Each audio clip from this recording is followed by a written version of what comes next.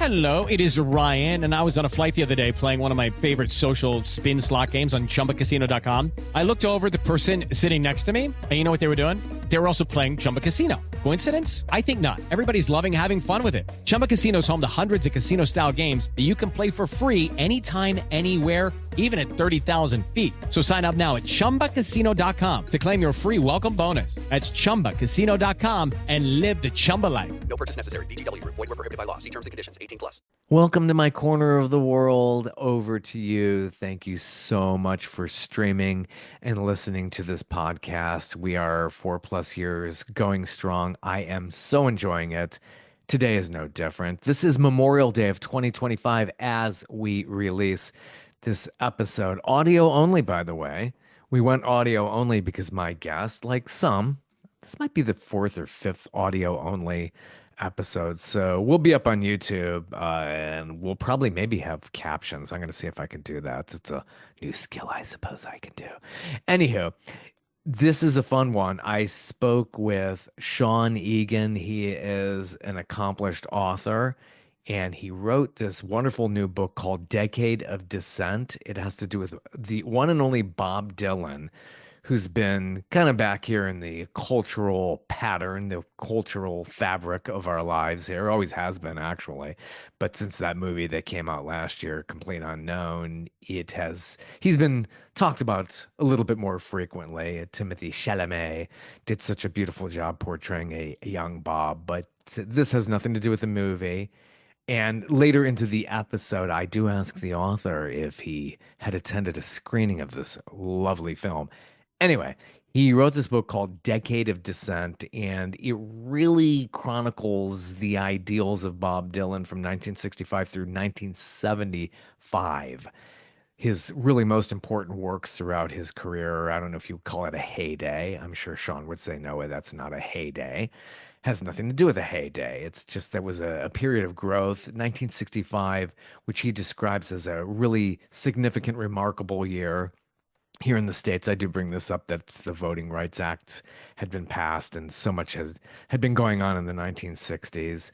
And Bob Dylan was there growing on his own, going from acoustic to electric. Everybody, well, not everybody, a lot of people know that story about that transformation. We touch on that a lot.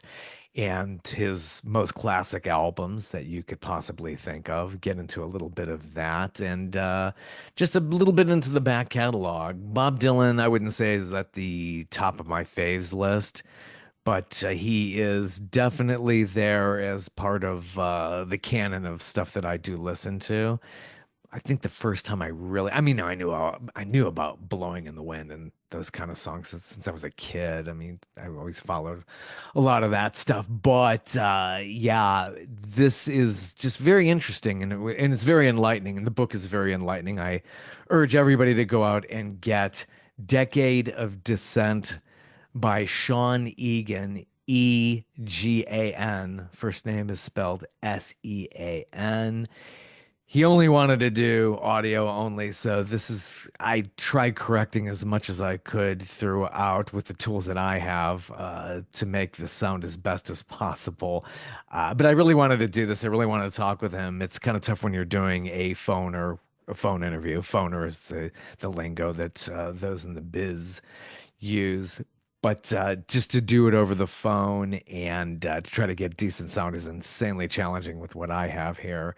So I tried balancing that out as best as I could. There might be points where I'm way too loud. I tried bringing myself down and Sean up. So challenging when you've talked for maybe a half hour or so. Anyway, it's just really interesting going into Bob Dylan, talking about his roots, growing up in Minnesota and working for his dad, and seeing the things that he saw growing up, and just very enlightening speaking with him about the projects that Bob had gotten into, especially when he was recording in Nashville. For some reason, that I really gravitated to that. The Blonde on Blonde material, Highway 61, is just an incredible project. Great songs that came out of all those sessions, and he worked with countless people in his career, Bob Dylan. So here goes. Here is our conversation with The one and only Sean Egan, author of Decade of Dissent, out wherever you get those books.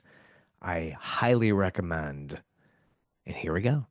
So, how did this come about? I did an article for Feature quite a while ago, actually, on Highway 61 Revisited. And I interviewed a lot of them who worked on it, and Daniel Kramer, who took the cover photograph.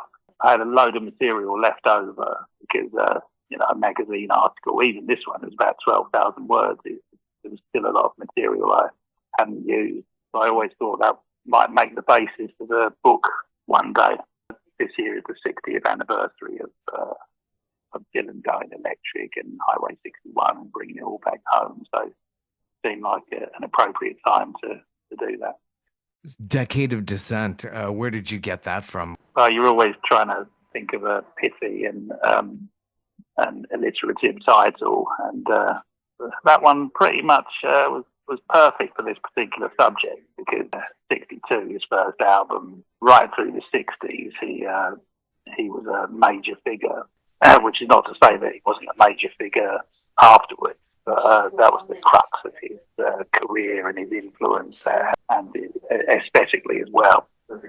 That just fell neatly into my head as a good title. How long did it take you to put all the materials together through your notes and then finally getting it from very start of the idea to the finished manuscript? Well, you could say technically 15 years because 15 years ago that I did the article. But in terms of writing, I'm quite a quick writer, so I already had the material that the interviews were done years ago, and so probably about 6 months to put it all together. Yeah, how many interviews do you say you would have had done for all of this? How many interviews did I do? Well, I spoke to all of the people. It's about a dozen interviews or more. Yeah, and a lot through audio interviews. Did you take notes as well? Just stuff that you've had kept in your vault?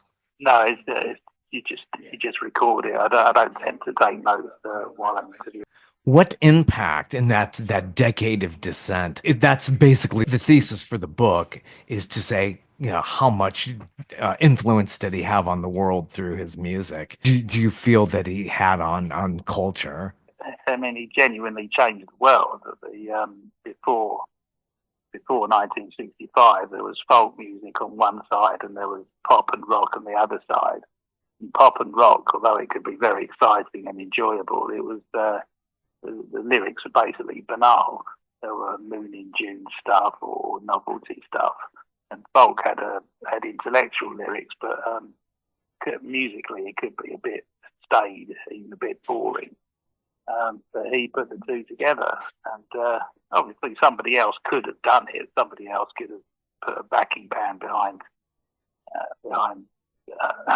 folky or intellectual song words, but he's the one who did it, and he's a genius, and that made the crucial difference in the public accepting this new genre. Yeah, and bringing it all back, which he was trying to be at least fair and go 50-50 and say, okay, now I've discovered electric, but I'm going to give the original fans the acoustic on the second side, but still it was outraging folkies. Did you capture a lot of that in the book, saying, hey, are there still people like that even today who felt like, oh yeah, that was the wrong way to go?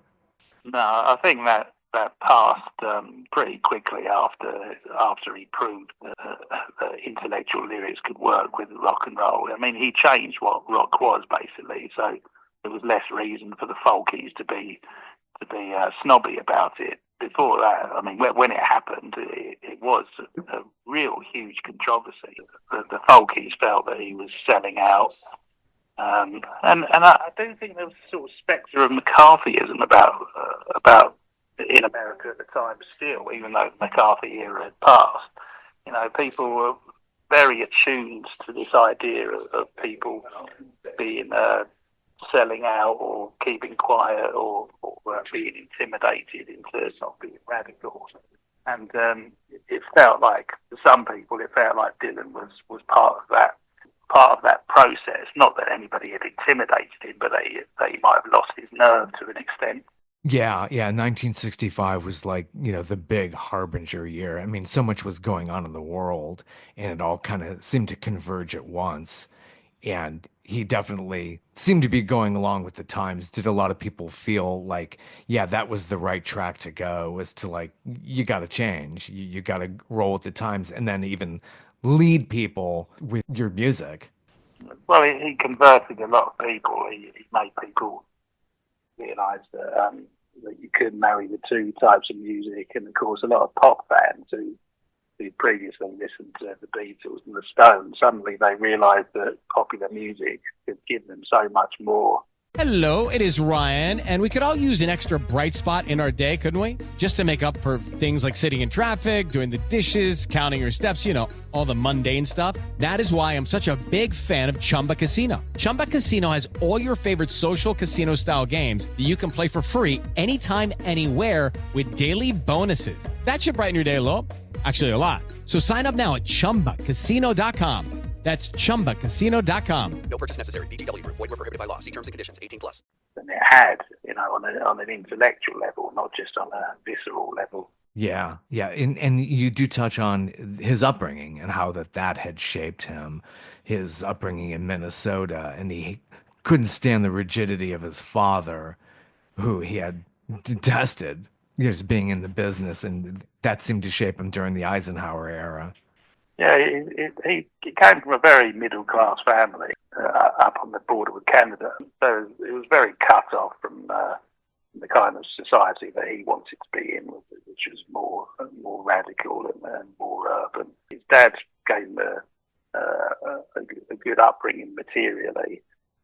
Emotionally, I don't think he got much from his father. I think he was quite close to his mother. His dad ran a furniture business, and when people who got furniture from him on hire purchase couldn't keep up the payments anymore, the furniture had to be reclaimed, and Dylan was given the job by his father of helping to go and retrieve those goods, and he really hated it. He hated the humiliation of the people that he was having to take the furniture back from, and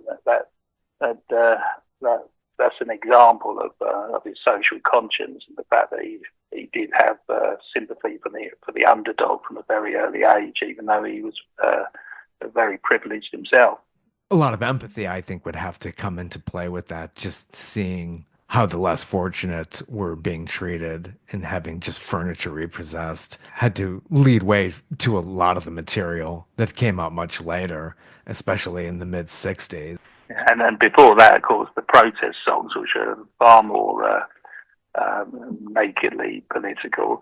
There's a lot of theories about why he wrote protest songs, and some people say that his girlfriend at the time, Susie Rotolo, was a primary influence on that, because she was very left-wing and very much an activist. But I don't think any of his protest songs were ever insincere. I don't think he ever wrote a song that he didn't believe in.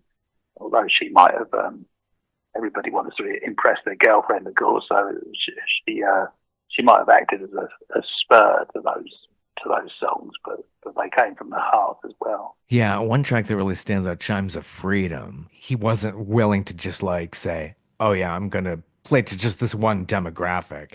It left him, with bigger questions with a tune like that. Well, that's a sort of transitional song. It appeared on Another Side of Bob Dylan in 1964, which is the album which first started to worry his older fans, because there were no real protest songs on it. But Chimes of Freedom was a sort of protest song, but much more vague and poetic and allusive, just a generalised statement of sympathy for the underdog. It's a nice song. It sees him moving away from stuff like Masters of War, which is bluntly stating a real hardcore political message. Yeah, and you call 1965 the Annus Mirabilis of that year. It's a year of significant change. What other examples made that such a year of significant change besides the war? We definitely had civil rights here going on in the United States, which I would think had a pretty big impact as well on Dylan. Oh yeah, I mean, 1965, Annus Mirabilis is because he was absolutely everywhere. He released 2 albums, bringing it all back home, and Highway 61 Revisited. Like a Rolling Stone was a huge smash hit single, even though it was the most unlikely single you could possibly imagine. But he was covering his songs. I mean, the number of not just the Byrds and people who had hits with his songs, but every artist who was trying to make it was covering Dylan's songs. So he was all pervasive. And if you listen to the Beatles' December '65 album, Run Soul, that is like the Fab Four formula that they'd already established, but diffracted through the style and the technique of Dylan. It sounds like a sort of Dylanized Beatles album. So even titans like that, he was having an influence on them. Oh, for sure. With the Beatles and Dylan meeting up with them in that year and making it really a huge change, which led to so much creativity after that. So I'm sure he was on that same trajectory. That's just a really fascinating breakthrough. But what's really amazing is 3 albums in 14 months, and got through it with a little help from Albert Grossman, who was the manager at that time. If you can call it help, yeah. I mean, artificial help. Exactly. His fans call that the amphetamine rock trilogy, which gives you an idea of how he was able to maintain this incredible schedule. Because Blonde on Blonde, which came out in 1966, was a double album, and in between dates, he was in between recording dates, he was playing live dates, going around the world, being booed to the rafters because the folkies and the audience didn't like the fact that the second part of the set featured a backing band. You know, the psychological effect of him on that must have been huge. You know, to go out there and just be booed. So he was very frayed around the edges at the time. Oh yeah, I think anybody would be. That's just so much to take in at once. Blonde on Blonde, a very, very interesting collection, double album recorded in 1966 in Nashville, and done in a pretty conservative town at that time. But you had some real serious talent on that release with Robbie Robertson and Al Cooper. It's just got to be, which you have definitely chronicled in this book. It's got to be like another, building on that breakthrough.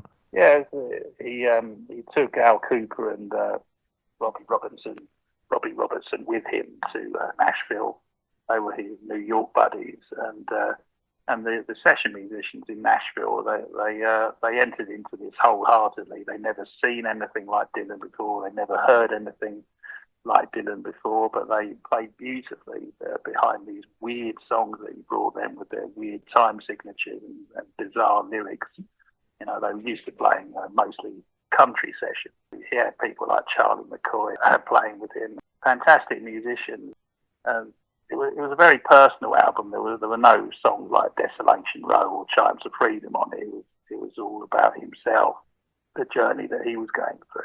A great collection of songs, like all double albums. This was the first double album, by the way, by any rock or pop artist.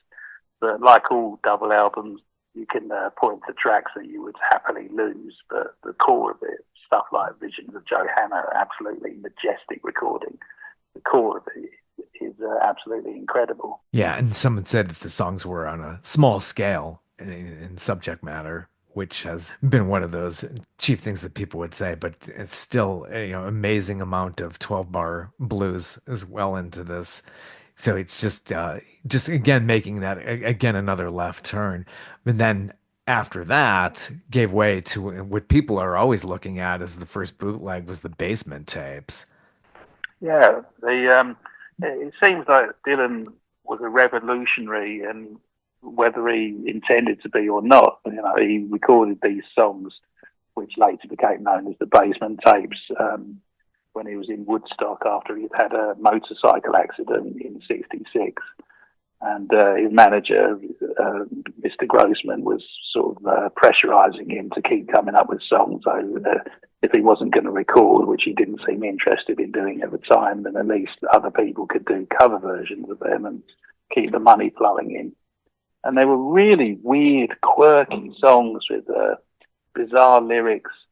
And also they were recorded in a basement. And so they had this really basic, musty timbre to them. And they started leaking out to the rock aristocracy because Grossman wanted people to do covers, and the rock aristocracy played them to their fellow musicians. So although the public wasn't hearing them, the influential musicians were, and that started influencing the way that they recorded. And they started turning their back on psychedelia and the excesses of studio experimentation of '67. And then finally the public got to hear them, or Dylan's versions, because they heard the cover versions. But when this bootleg record came out called Great White Wonder, which had a selection of unreleased Dylan songs from across his career, but especially the basement tapes. So he caused this entire industry, the bootleg industry, that didn't have anything to do with him. He didn't instigate it. Then people started releasing thousands upon thousands of bootleg records of all artists across the board. How long did he keep Albert Grossman? How long was he on the scene? And Albert Grossman, I believe he's worked with other acts as well. Grossman basically ceased being his manager at the turn of the 70s, although there were, because of contractual reasons, there were a few years where he was still technically receiving monies from Dylan, even though Dylan had got rid of him. It was a motorcycle accident that was the turning point. Dylan used the accident, which was fairly minor, in order to get out of this insane working schedule that Grossman had put him on. At that point, he began to get rid of Grossman from his life. And a lot of the songs on the basement tapes seem to be about Albert Grossman, and not necessarily sort of broadsides or denunciations of him, because Dylan himself was beginning to examine his own conduct over the last few years and had become a lot more self-critical and a lot less judgmental. But certainly he's become very disillusioned, Grossman. Yeah, as many in the music business. I keep reading all these books about how, management or, lawyers. You look at the Beatles with Alan Klein and people like that. They learn their lesson way later, that they had been dealing with somebody pretty shady. So it's always a lesson learned, especially with artists from that era. What's really interesting is John Wesley Harding from late 1967. That seemed to be yet another turn that that Dylan was finding himself in a different way, which you would say that was castigating both himself. Yeah, it was a sort of continuation in a way of the self-criticism that you hear in the basement tape songs. But whereas there's a lot of humour in the basement tape songs and a lot of sex as well, in John the Wesley Harding, he just it's a concept album, really. He's the first track, John Wesley Harding, is about this rebellious figure who...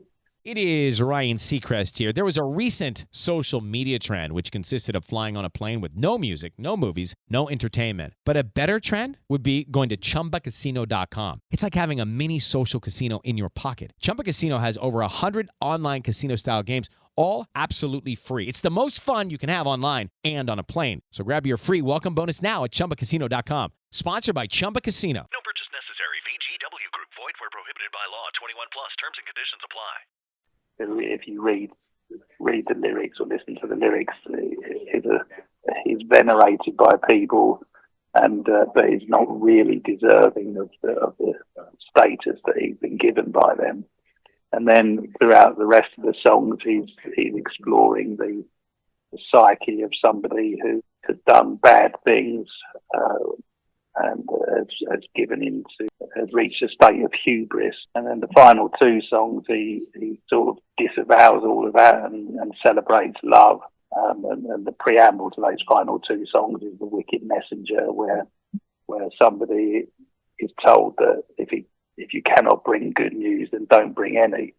You know, it's almost a dialogue that Dylan is having with himself throughout the whole album, and couching everything in metaphor and beautiful poetry as normal. But it really is a journey that he's describing of an individual, and that individual can only be him.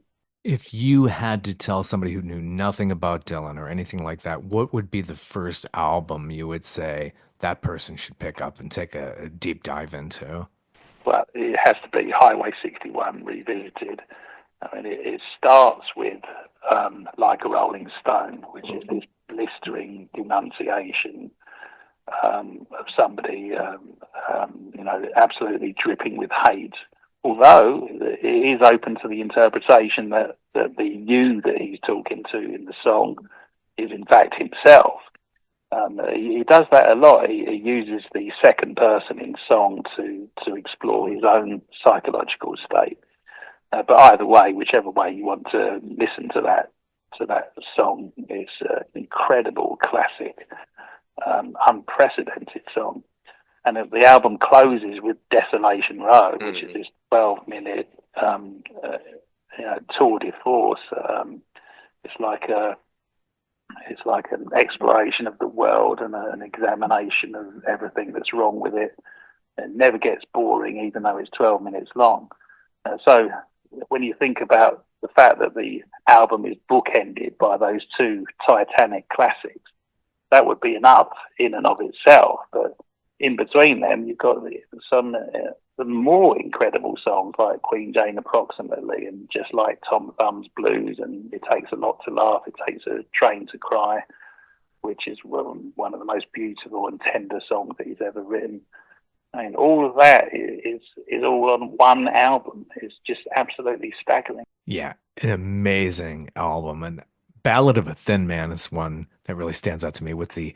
Got to mention that. Yes. I mean, that. Oh my gosh. I believe I'm right in saying that's the first Dylan song with a bridge, with a middle eight. And that's another thing that doesn't get mentioned much in the discussion of Dylan and the 1965 and Dylan Goes Electric. That was the year that he began writing his own melodies, because up until then he'd done that thing that folkies do of taking a age-old melody, so old that it's out of copyright, and putting his lyrics in it. But he decided that he'd write his own tunes. And if you listen to Highway 61, it's the first album that he made where you can't point to tracks and say, oh, we got that tune from Nottingham Town or No More Auction Block or some other, eons old folk song. And he turned out to be a very good melody writer. There was no reason that he would necessarily be that. And he was already a great lyricist, but he was very, very competent melody-wise as well. What poetry really inspired Dylan? Obviously, he gives F. Scott Fitzgerald a name check in there as well. But like, what poetry did he grow up on that really influenced him? Not sure there was any one particular poet. Obviously, everybody, but when they think of poetry and Dylan and influences, they think Dylan Thomas. And Dylan himself has said he got his name from Dylan Thomas after denying it for decades. But he's such a sort of mischievous, playful, and convoluted character that you can't necessarily believe him when he says something. I'm not sure there's much connection between Under Milkwood and Desolation Row. I'm not too sure that you can point to any individual poet as influencing Dylan. A lot of this stuff he sort of he invented it. Obviously, he references Ezra Pound and T.S. Eliot in Desolation Row. Mm-hmm. I'll leave it to other people to decide whether they think there's any influence of them on his style. But basically, the man's unique.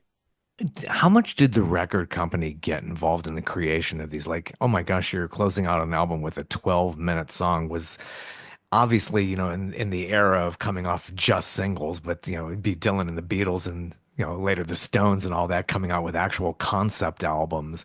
How tough was that with these record execs? Were they okay and comfortable with a 12-minute closer like that? I'm not sure they were comfortable, but I've never really heard any anecdotes of the record company trying to interfere on a very serious level with Dylan's product. I mean, there was this back when he was making Freewheeling Bob Dylan, which came out in '63, and that was his breakthrough album.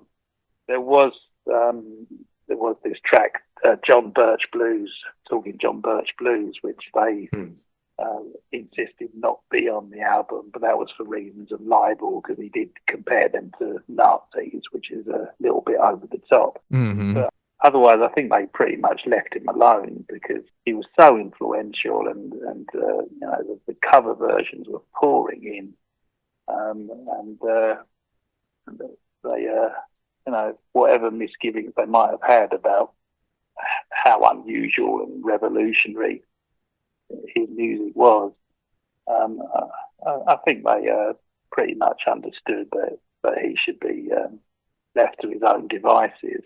The only real problem that he had by 1965 was petty things like Daniel Kramer was commissioned to do the cover photograph and bringing it all back home.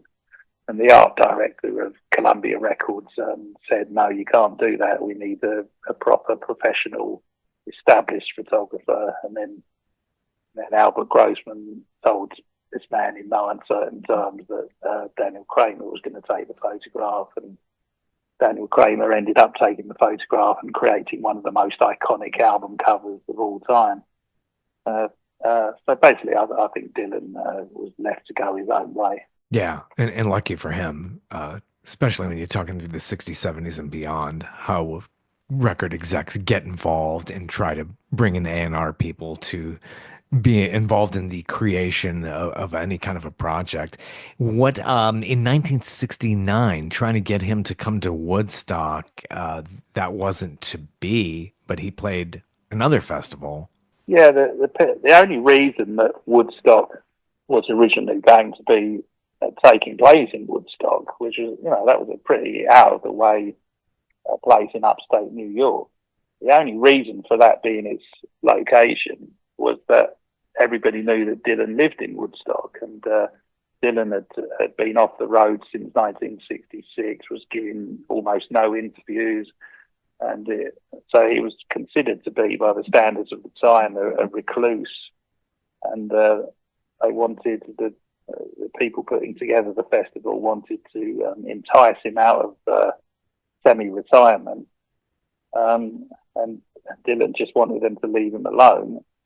He didn't feel too much connection to the hippies. Of course, in the end, Woodstock couldn't take place in Woodstock, and it moved to Bethel, about 70 miles away, I think. Yes. Dylan, in order to get away from the Woodstock hordes, accepted an invitation to play the Isle of Wight festival. The Isle of Wight is a little island off the southern coast of England. So he went over there and put the distance of the Atlantic Ocean between him and the hippies. Yeah, very distressed at that time. It was probably a better venue, I would imagine, at the Island of Wight, coming into the madness of Woodstock. Well, the people wouldn't leave him alone in Woodstock. He had people, fans following him on the lonely country roads of Woodstock, and came home to find a couple in his bed once, and heard people on his roof and things like that. He was plagued by the nutters. Wow, what a mess. So then later on, going into 1970 with Self-Portraits, I would say that you wouldn't recommend this one if you were to go through the Dylan catalog. That was, talk about a beyond left turn. Well, that was the ultimate attempt to get the hippies and the people who considered him the king of the counterculture. Step into the world of power, loyalty, and luck. I'm gonna make him an offer he can't refuse. With family, cannolis, and spins mean everything. Now, you wanna get mixed up in the family business. Introducing The Godfather at ChumbaCasino.com. Test your luck in the shadowy world of The Godfather slot. Someday, I will call upon you to do a service for me. Play The Godfather now at ChumbaCasino.com. Welcome to the family. No purchase necessary. VGW Group. Void where prohibited by law. 21 plus. Terms and conditions apply.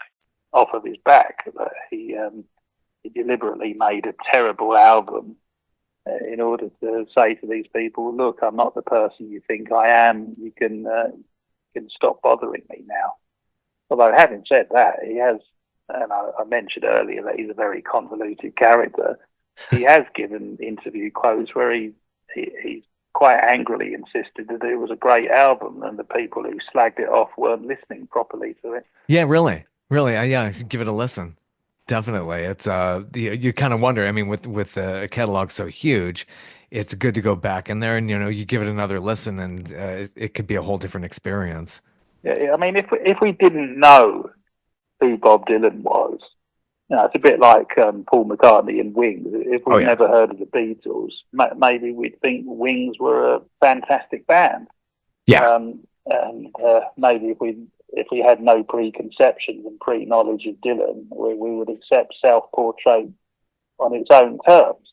But the trouble is, a double album with cover versions with a lot of bland orchestration is not what we imagined Bob Dylan epitomized. That's a good parallel, comparing that to the Wings situation, which is, we look at this many years later, it's like, well, the bip-bop links are not as bad as some of the rubbish we could hear later on in our culture. So that's very interesting.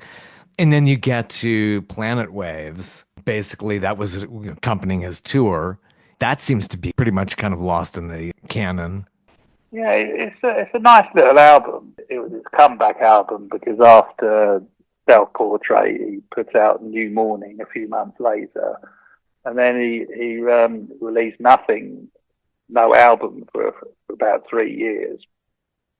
So not only was he off the road, but he wasn't even releasing records. And then he decided to make a live comeback. And by the 70s, rock music was being staged properly instead of in converted cinemas or ballrooms. He was able to play arenas. But by the 70s, you needed a product to sell if you were on the road. You couldn't just, apropos of nothing, put on a gig. So he slapped together Planet Waves. And it's a very unusual album in his canon, because he's not really usually a confessional songwriter. But if you listen to the album, it starts with "On a Night Like This," where he actually says in the lyric, "We've got much to reminisce." And then he seems to be writing about his childhood. The song "Hazel," that seems to be about his first sweetheart back in Hibbing, Minnesota, Echo Hellstrom. And then the record climaxes, you've got Forever Young on there, which is about one of his children, and the record climaxes with Wedding Song, which is about Sarah, his wife, the person who shared his life for the last 8 years or so. So it is a very personal record and a very good record in part. And then he just seems to top himself. This is a good pinnacle. Blood on the Tracks, 1975. Now we are 50 years out from this. This is like basically the latter part of your book, Decade of Dissent. Yeah. The inspiration and everything that's come with this album just makes it such an unbelievable classic. How long did it take him to put that one together? Well, not long, because Wedding Song came out in '74 on Planet Waves, and Blood on the Tracks, which is clearly about the collapse of the relationship with Sarah, is '75. So in less than a year, he's put together these songs, which are beautiful and exquisite, but also agonizing, because they trace the trajectory of decline of this marriage and this relationship. It's very sad, really, that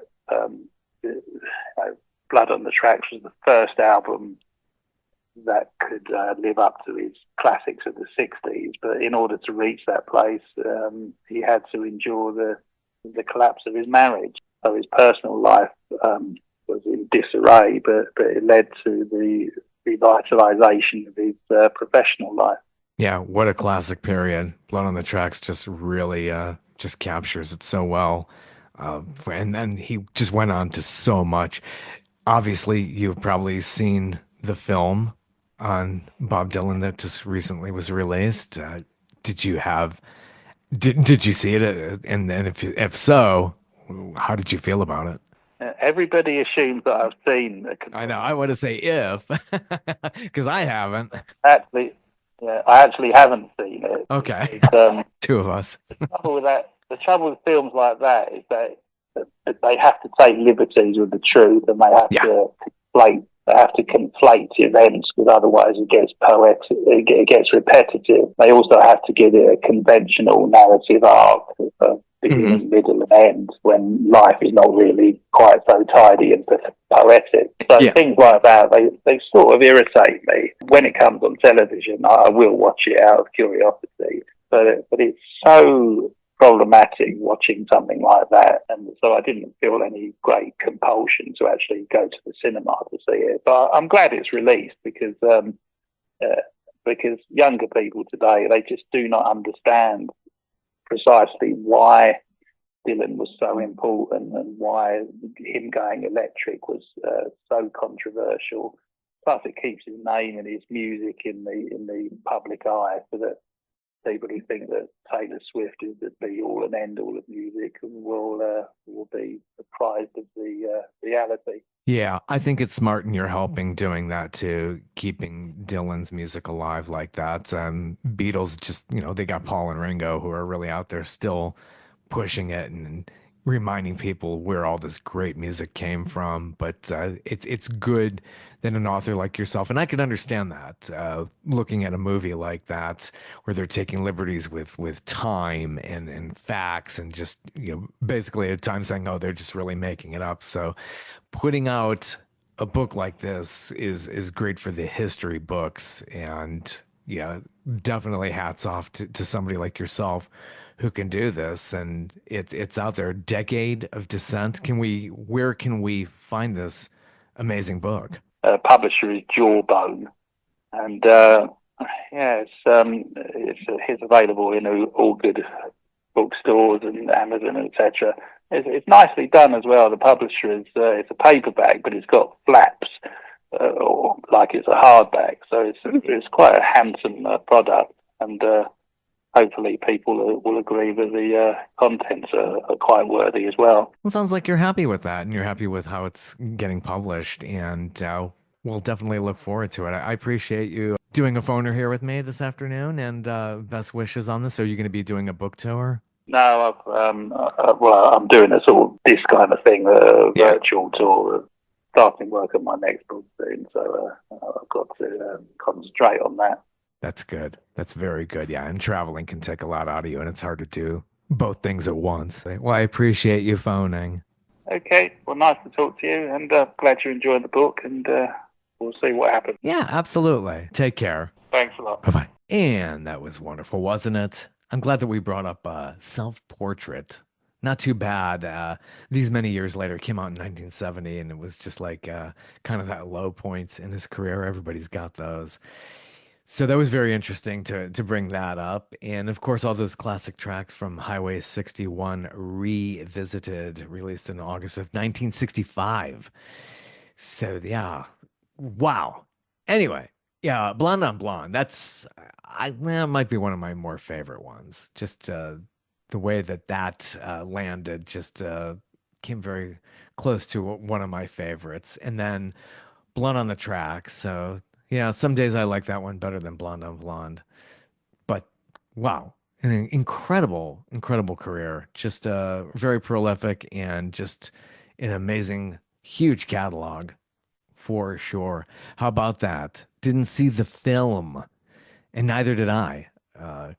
I probably will at some point. I don't go out as much as I used to. I used to go out, gosh, all the time. I used to go out to movies. I don't go out nearly as much as I used to. And I love film and television, all that stuff. It's just, I don't get out much. I just don't run to the theater. There's just nothing, a lot of things are just not even really worth it. If I'm in like more of a, I got to be in the mood for more of those summer blockbusters now that we're heading into summer. I don't know. Top Gun was just this jingoistic thing. It was fun. Editing's great, great sound in it. I don't know. It was the last time gosh, maybe it was the last time I was in a theater. I can't remember now when that Top Gun sequel came out, how many years ago that was.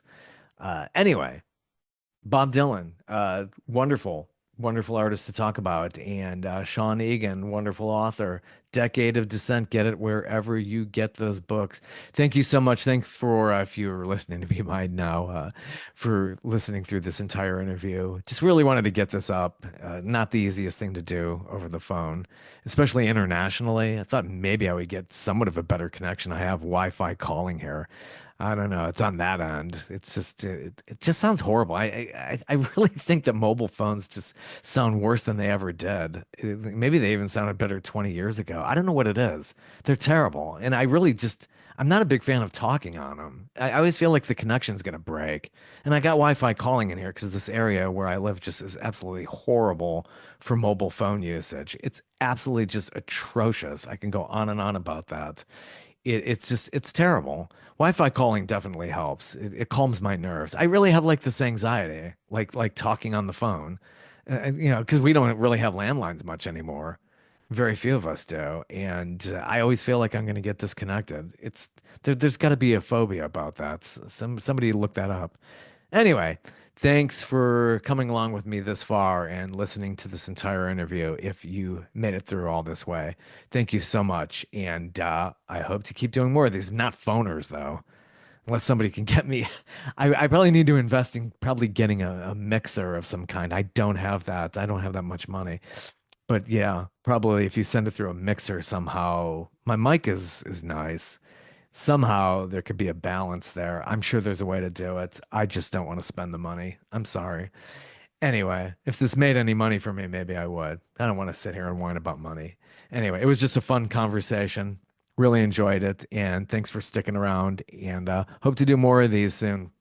Take care. Bye. It is Ryan Seacrest here. There was a recent social media trend which consisted of flying on a plane with no music, no movies, no entertainment. But a better trend would be going to ChumbaCasino.com. It's like having a mini social casino in your pocket. Chumba Casino has over 100 online casino-style games, all absolutely free. It's the most fun you can have online and on a plane. So grab your free welcome bonus now at ChumbaCasino.com. Sponsored by Chumba Casino. No